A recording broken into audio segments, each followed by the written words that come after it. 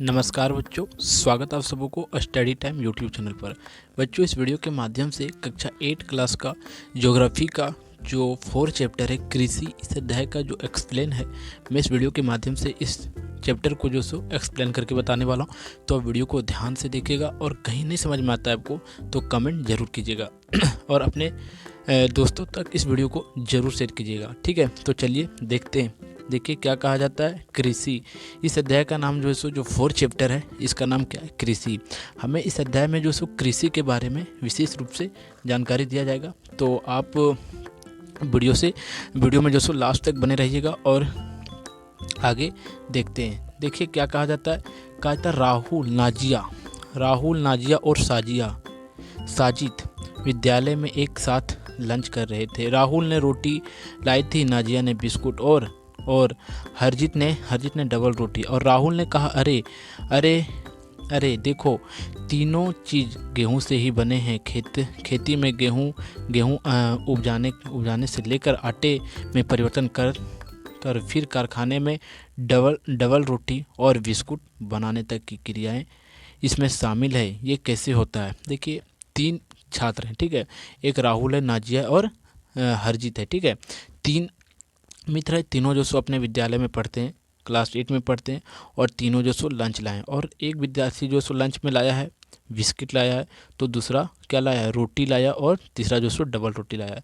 तो कहता है कि तीनों विद्यार्थी मिलकर कहते हैं कि देखो, बिस्किट भी और जो हम लोग रोटी लाए हैं वो जो सो आटे से ही मिलकर बनता है, लेकिन तीनों का जो सो क्या है, मतलब रूप जो सो अलग अलग है। कोई बिस्कुट के रूप में है तो कोई रोटी के रूप में हम लोग खा रहे हैं। तो गेहूं से लेकर जो सो आटे तक की क्रिया कैसे हुआ है, इसे हम शिक्षक से अपना पूछेंगे। यही जो सो तीनों छात्र जो सो शिक्षक से, टीचर से अपना पूछते हैं।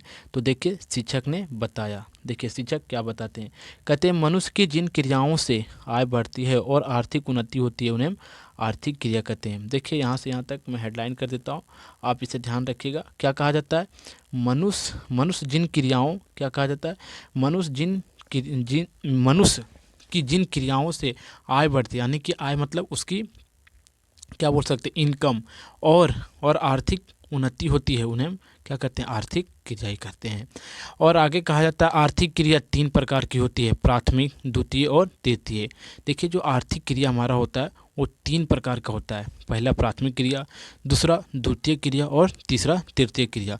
तो प्राथमिक क्रिया के अंदर क्या आता है, द्वितीय क्रिया के अंदर क्या होता है और तृतीय क्रिया के अंदर क्या आता है, समझिएगा। देखिए क्या कहा जाता है, प्राथमिक क्रिया कहा जाता है, प्राथमिक क्रिया के अंतर्गत वे सारी क्रियाएं शामिल हो जाती है जिनका संबंध प्राकृतिक संसाधनों से उपलब्ध एवं निष्कर्षण से है। कृषि, खनन, मछली पालन और पशुपालन इसके उदाहरण है। कहने का अर्थ ये बनता है कि प्राथमिक क्रिया जो सो हमें डायरेक्ट रूप से जो है सो किससे संबंधित होता है, प्राकृतिक से होता है। जैसे कि प्राथमिक क्रिया का अर्थ ये हुआ कि जैसे कि गेहूं से क्या बनता है, रोटी बनता है, आटा बनता है, और आटे से रोटी या बिस्कुट या कोई और प्रकार का चीज़ बनाया जाता है। तो सबसे पहले गेहूं जो है सो कहाँ उगता है, खेत में।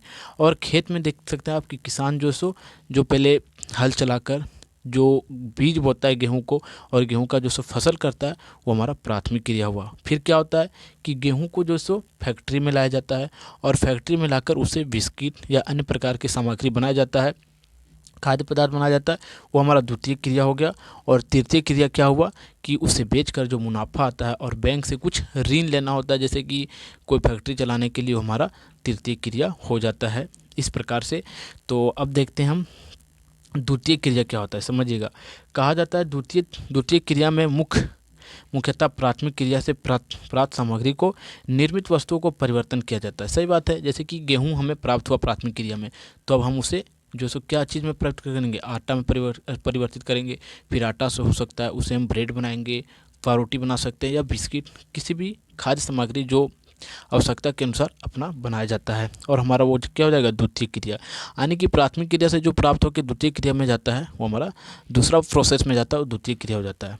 और कहा जाता है इस प्रक्रिया को ही उद्योग कहा जाता है। और इस प्रक्रिया को हम क्या कहते हैं, उद्योग कहते हैं। गेहूं से आटा, बिस्कुट, डबल रोटी और बनाया जाता है, और ऐसे लोहा निकाला जाता है, और कपास से कपास की वस्त्र निकाला जाता है। आप ऐसा नहीं है कि आप जो सो आटे के बारे में और गेहूँ के बारे में सोचते हैं। यहाँ जो सो कपास से भी अगर देखा जाए तो क्या किया जाता है, उससे भी वस्त्र बनाया जाता है। तो कपास पहले खेत में उगता है, उसे जो सो काट कर या जैसे भी उसका किया जाता है प्रोसेस जो भी है, उसे फिर द्वितीय क्रिया में फैक्ट्री में भेजा जाता है। तो सबका इसी प्रकार से होता है। अब देखिए तृतीय क्रियाओं में क्या होता है, कहा जाता है तृतीय क्रिया में ऐसी ऐसी क्रिया को शामिल किया जाता है जो प्राथमिक एवं द्वितीय क्षेत्रों को सेवा कार्य द्वारा सहयोग प्रदान करती है। जैसे आयतायात, सेवा, संचार, व्यापार, विज्ञापन, बैंकिंग आदि इनमें इनमें इनमें शामिल है।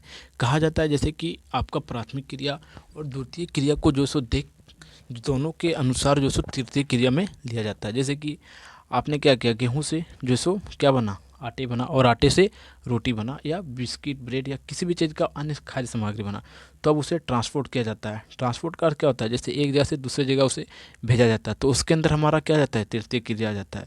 फिर बैंक से अगर हमें पूंजी लेना पड़ता है तो भी हमारा तृतीय क्रिया के अंदर आता है। ठीक है, तो हमारा वो तृतीय क्रिया के अंदर शामिल है। आगे कहा जाता है हमारे आसपास के दुकान, बैंक, कर्मचारी, ब्यूटी पार्लर, ड्राइवर और डॉक्टर आदि सभी तृतीयक सेवा के अंतर्गत आते हैं। ठीक है, और आगे कहा जाता है हम लोग विश्व विश्व के सर्वाधिक प्राचीन एवं प्रचलित प्राथमिक कृषि के बारे में जानकारी प्राप्त करते हैं। कृषि के अंतर्गत फसल उत्पादन, पशुचारण दोनों को शामिल किया जाता है और विश्व में 50% एवं भारत में 2/3 जनसंख्या प्रत्यक्ष या अप्रत्यक्ष रूप से कृषि पर आश्रित होता है। कहा जाता है कि भारत में अगर देखा जाए तो कृषि पर प्रत्यक्ष या अप्रत्यक्ष रूप से जो सो 50% आदमी जो सो कृषि पर जो सो क्या होता है, 1/3 आदमी, यानी कि पूरी जनसंख्या के 1/3 आदमी, 25% आदमी जो सो कृषि पर ही जो सो निर्भर है। इस प्रकार से कहा जाता है। फिर आगे कहा जाता है कृषि कार्य के उपयुक्त भौतिक कारण है अनुकूल, स्थलीकृत मृदा और जलवायु आर्थिक कारण में प्रमुख है। और आगे कहा जाता है पूंजी, आधुनिक तकनीकी, उर्वरक और उन्नत बीज आदि ऐसे ऐसे भूमि जिस पर कृषि कार्य किया जाता है कृषि योग्य भूमि या कृषिकृत भूमि कहते हैं। और देखिए कोई भी भूमि में अगर आप वहाँ फसल उगाना चाहते हैं तो हमें देखना होता है कि इस भूमि पर जो सो कृषि हो सकता है या नहीं हो सकता है। जैसे बहुत ऐसे पथरीले इलाके होते हैं, वहाँ जो सो पत्थर ही होता है ज़मीन में, तो वहाँ कृषि नहीं कर सकते हैं। लेकिन जो अच्छे किस्म के ज़मीन होते हैं, मिट्टी होता है, उस पर कृषि किया जा सकता है। उसे हम लोग क्या कहते हैं, कृषि योग्य भूमि कहते हैं। फिर आगे कहा जाता है विश्व के कुल भूमि का मात्र 11% ही कृषि योग्य। अगर विश्व में देखा जाए जितने भी हमारा जो क्या है एरिया है, क्षेत्रफल है विश्व में, वो 11% मात्र जो है सो क्या है, कृषि योग्य भूमि है। और आगे कहा जाता है इस दृष्टिकोण से भारत की स्थिति अच्छी है क्योंकि यहाँ 75% भूमि कृषि योग्य है। और भारत में जितना जो एरिया है के मतलब क्षेत्रफल है, उसके हिसाब से देखा जाए तो भारत में 75% जो है सो कृषि योग्य भूमि है। और कहाँ कहाँ कृषि योग्य भूमि है आप मानचित्र में देखकर समझ सकते हैं, पूरे विश्व में और भारत में भी देख के आप समझ सकते हैं। जहाँ जहाँ ग्रीन किया जाता है वहाँ वहाँ देख सकते हैं आप पूरा कृषि योग्य भूमि है। ठीक है, अब आगे देखिए आगे क्या कहा जाता है। आगे कहा जाता है कृषि तंत्र। कहा जाता है कृषि कार्य भी एक तंत्र की तरह कार्य करता है जिसमें निवेश संक्रियाएं एवं निर्गत उत्पादन शामिल होते हैं।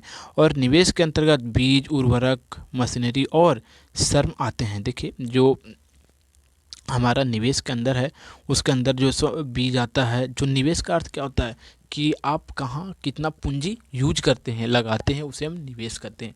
तो निवेश के अंदर हमारा देखिए श्रम, मेहनत, जो उसमें श्रमिक लोग लगे हैं वो आ गया। फिर मशीनरी आ गया, टेक्नोलॉजी जिसे कहते हैं। फिर जुताई का, सिंचाई का, ये सब का खर्च उसी के अंदर आता है।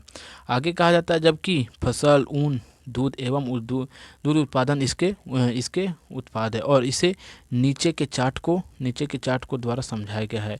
देखिए कृषि तंत्र और निवेश कहाँ कहाँ क्या होता है, ये आप एक बार इस चार्ट फ्लो को देख के पढ़ लीजिएगा और आप समझ लीजिएगा। अब आगे कहा जाता है कृषि के प्रकार। देखिए कहा जाता है विश्व के विभिन्न भागों में कृषि के भिन्न भिन्न तरीके प्रचलित है और ये तरीके भौगोलिक दशकों और उत्पाद की मांग, श्रम और प्रौद्योगिकी की उपलब्धता पर निर्भर करती है। और इस आधार पर कृषि 2 प्रकार की होती है। देखिए कहा जाता है कि कृषि भी हर जगह एक समान रूप से नहीं हो सकता है। जहाँ जिस प्रकार पृथ्वी पर हर जगह का वातावरण अलग अलग है, इन्वायरमेंट क्या है, अलग अलग है। तो भौगोलिक स्थिति पर भी जो सो बहुत निर्भर करता है। और इस तरह से अगर देखा जाए तो कृषि हमारा जो सो दो प्रकार का होता है, एक निर्वाह कृषि और दूसरा वाणिज्यिक कृषि। तो हम सबसे पहले देखते हैं निर्वाह कृषि क्या होता है। देखिए, कहा जाता है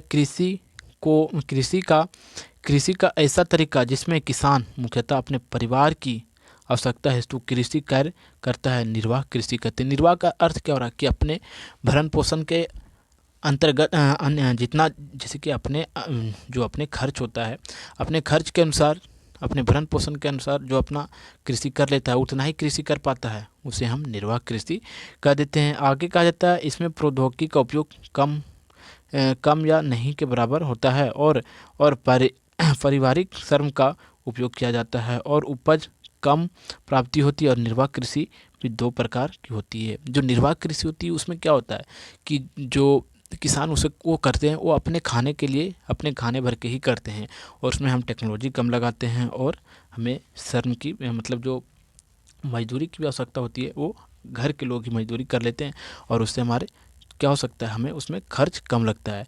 लेकिन जो निर्वाह कृषि है वो भी दो प्रकार का है। एक है हमारा गहन निर्वाह कृषि, समझिएगा, गहन निर्वाह कृषि पहले कहा जाता है। इसमें किसान साधारण औजार से खेती करता है, और इसमें श्रम की प्रधानता रहती है, और ज़मीन का छोटा सा टुकड़ा भी कृषि कार्य में लगाया जाता है।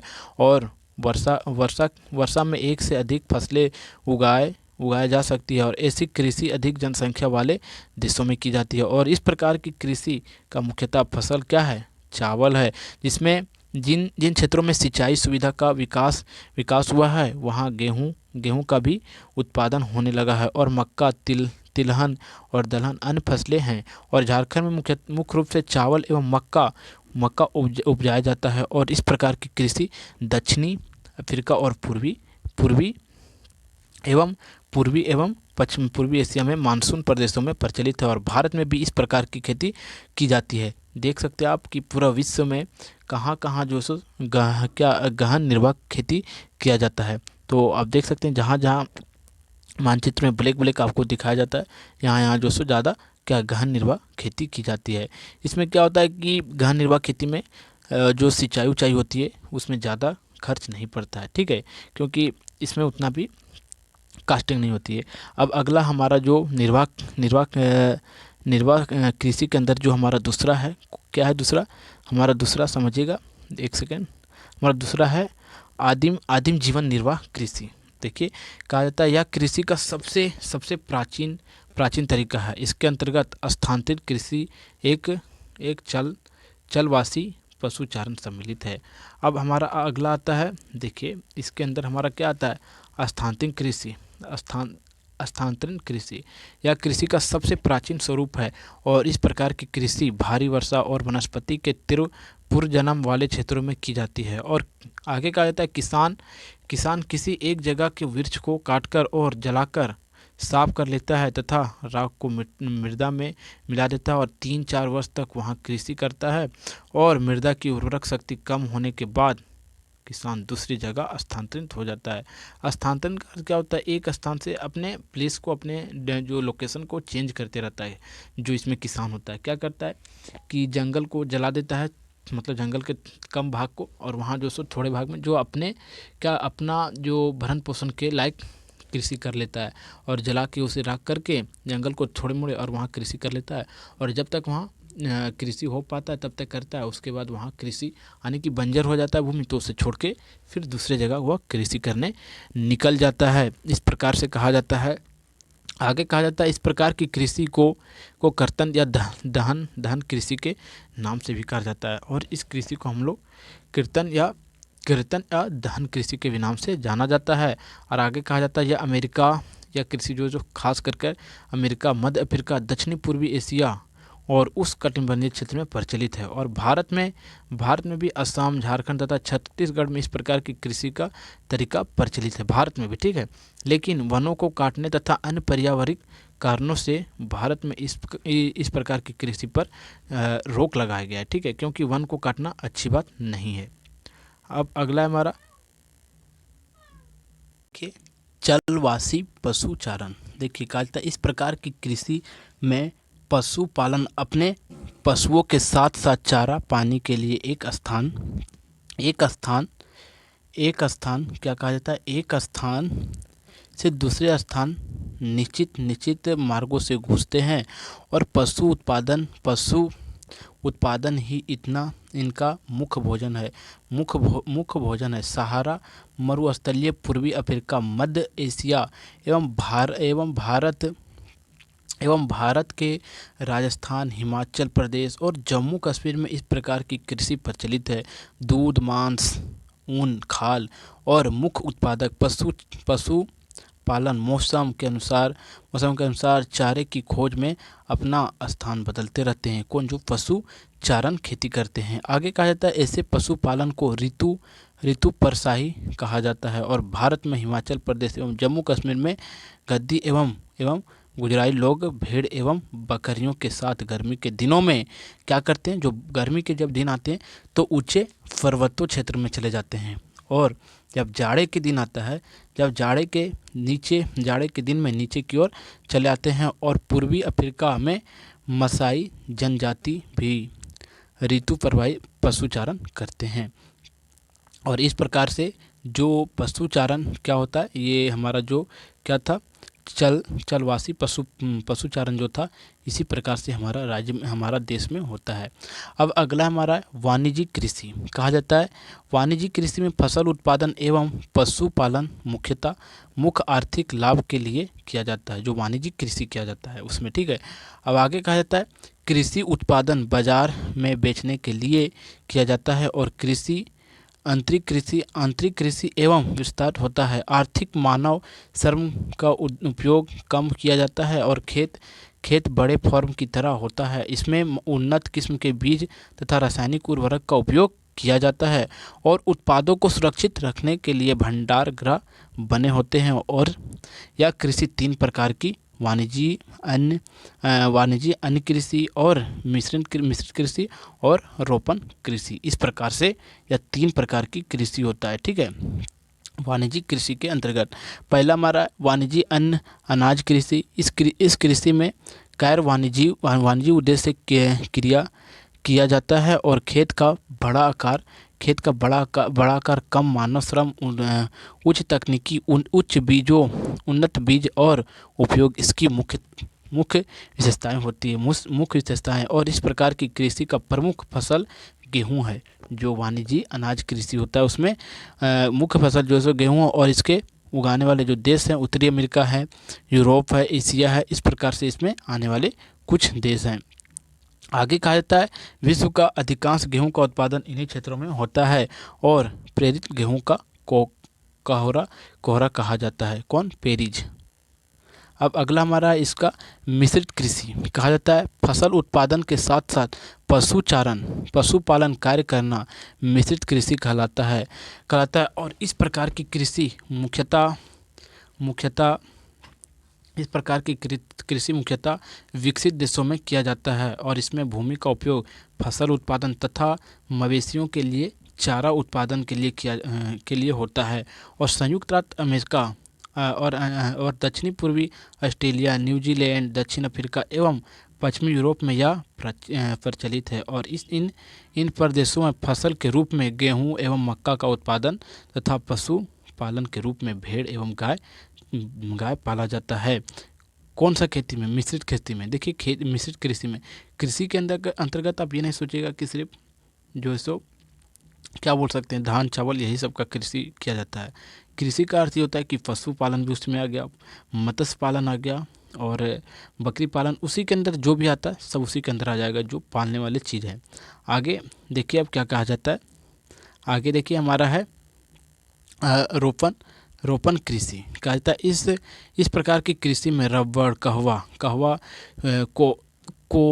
कोबरा, चाय और मसाले नारियल की एकल फसल उगाई जाती है। और इसमें वृहत पैमाने पर श्रम एवं पूंजी की आवश्यकता होती है। आगे कहा जाता है फसल उत्पादन का प्रशंसक खेतों के निकट ही किया जाता है और सभी फसल निर्वाह आधारित होती है और यह परिवहन सुविधा विकसित होती है किसमें? रोपण कृषि में। और आगे कहा जाता है उष्णकटिबंधीय क्षेत्र की भौगोलिक और परिस्थिति इनके अनुकूल होती है और इसका विकास मुख्य रूप से विकासशील देश भारत, ब्राज़ील, श्रीलंका और धान यानी कि इंडोनेशिया, मलेशिया यानी सब देशों में जो सो क्या किया जाता है, जो हमारा रोपण कृषि है वो किया जाता है। और भारत में तमिलनाडु, कर्नाटक में ज़्यादा से ज़्यादा कहवा का उत्पादन होता है। कहवा यानी कि कॉफ़ी का उत्पादन ज़्यादा होता है। ठीक है, अब आगे कहा जाता है विश्व को फसल एवं कृषि उत्पादक प्रसिद्ध के आधार पर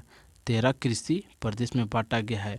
किसको? विश्व को। ठीक है, झारखंड में कृषि प्रकार एवं प्रसिद्ध देखिए कहा जाता है जलवायु फसल प्रकार तथा तकनीक के आधार पर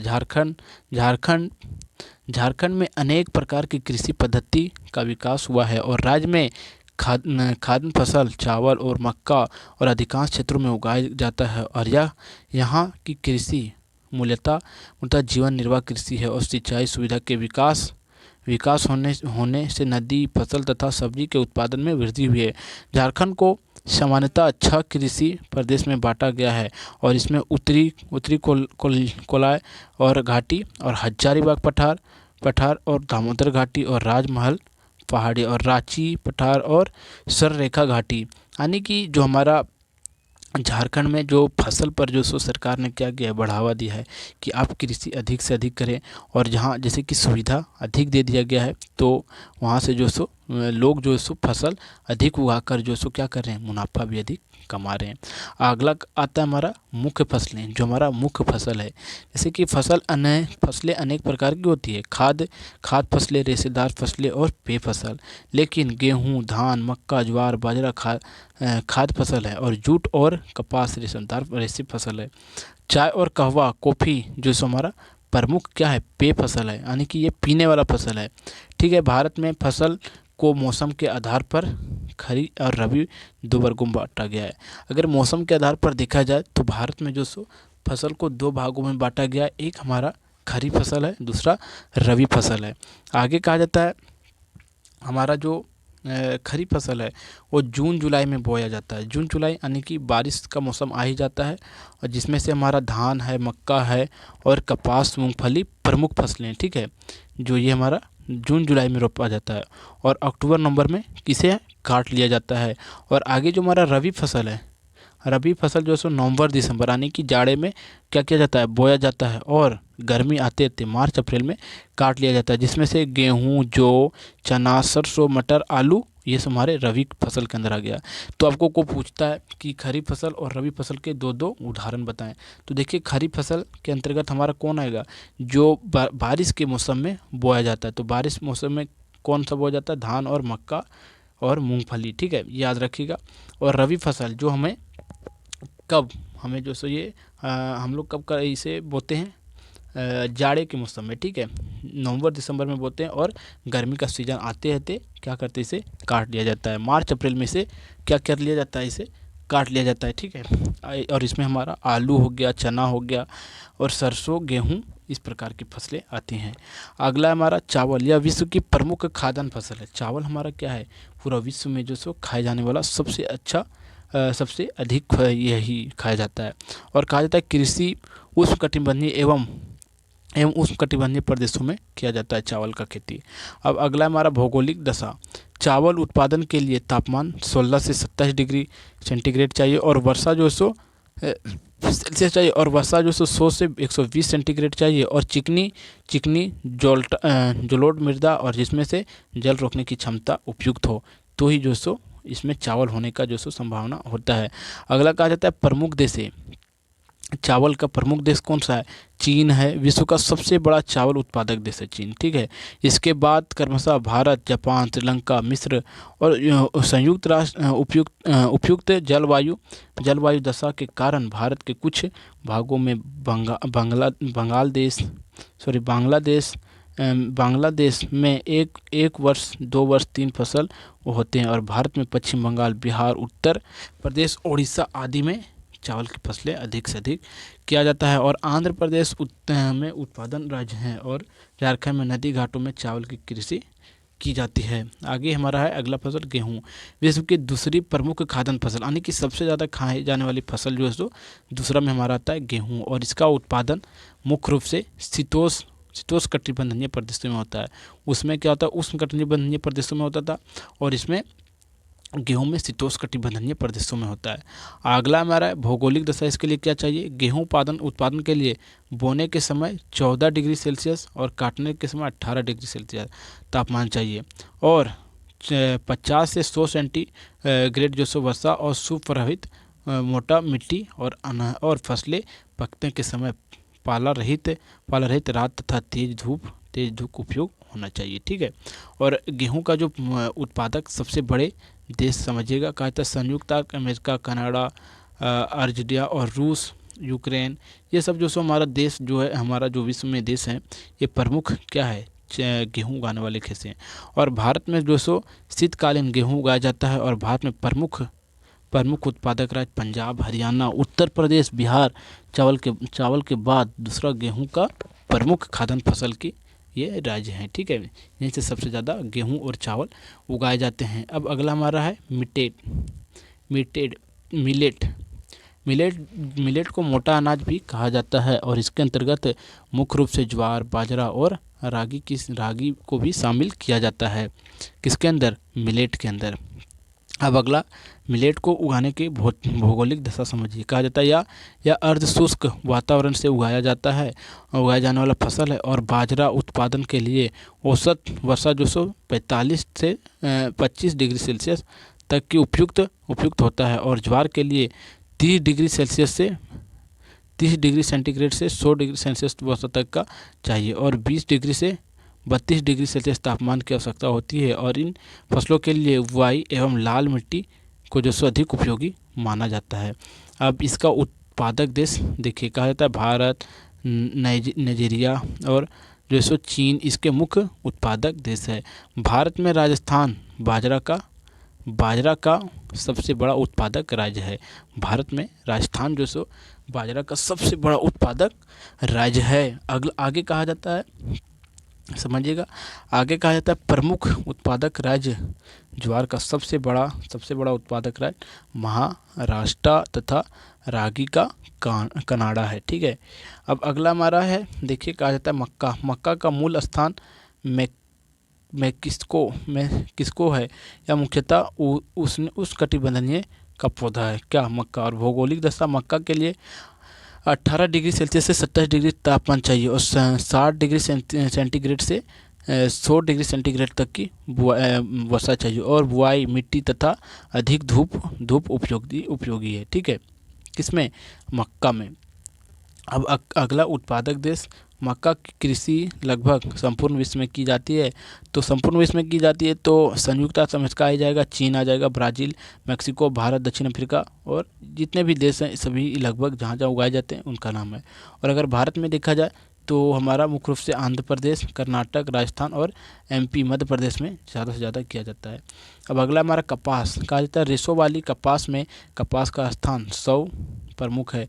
भारत का कपास का जन्मदाता कहा जाता है, और कपास एक नकदी फसल है। इसके रुई तैयार की जाती है, जिसे सफ़ेद सोना भी कहा जाता है। किसको, कपास को। और सबसे ज़्यादा कपास जो सो भारत में ही उगाया जाता है। अगला भौगोलिक दशा, इसका क्या चाहिए, कपास के लिए अर्ध एवं नमी युक्त जलवायु चाहिए, और इसके लिए 25 डिग्री सेल्सियस से 60 डिग्री सेल्सियस तक की तापमान चाहिए, और 100 डिग्री सेंटीग्रेड से 200 डिग्री सेंटीग्रेड तक वर्षा चाहिए। किसमें, कपास में। और आगे कहा जाता है और पाला रहित दिन और तेज चमकीली धूप उत्पादन की आर्द्रता स्थिति होती है। अगला उत्पादक देश, विश्व का कपास का प्रमुख देश संयुक्त राष्ट्र अमेरिका, चीन, भारत, पाकिस्तान, ब्राज़ील, ये सब जो सो सब मुख्य देश हैं कपास के। ठीक है। अगला कहा जाता है कपास के उत्पादन के लिए भारत के दक्कन लाल पठार की काली मिट्टी और सर्वोत्तम होती है, और इसी कारण इसे काली कपास मिट्टी भी कहते हैं। और भारत में कपास का प्रमुख उत्पादक हमारा महाराष्ट्र है, गुजरात है, पंजाब है और तमिलनाडु है। ठीक है, भारत में अगर देखा जाए। अब अगला हमारा क्या है, पटसन है। पटसन को देखते हैं आगे।